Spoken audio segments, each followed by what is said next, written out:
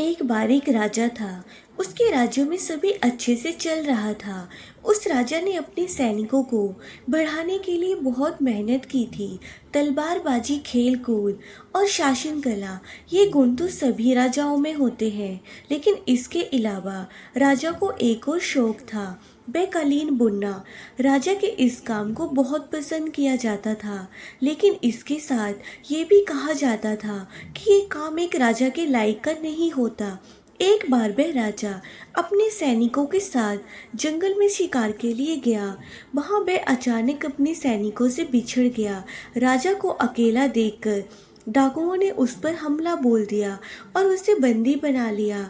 राजा को एक युक्ति सूझी। राजा ने डाकुओं से कहा, यदि तुम मुझे कालीन बुनने का सामान ला दो तो मैं तुम्हें इस राज्य के राजा से 100 सोने के सिक्के दिलवाऊंगा। इस पर डाकू मान गए। राजा को कालीन बुनने का सामान दिया गया। राजा ने कालीन बुनना शुरू किया। जब ये कालीन पूरा बुन दिया गया तो इसे राजभवन भेजा गया।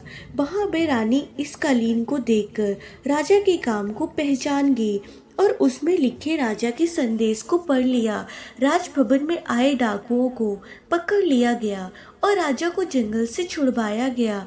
राजा के इस हुनर से राजा की जान बच गई।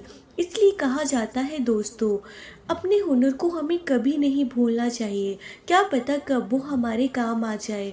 अगर आपको ये कहानी अच्छी लगे तो प्लीज़ मेरे चैनल को लाइक, शेयर एंड सब्सक्राइब करें।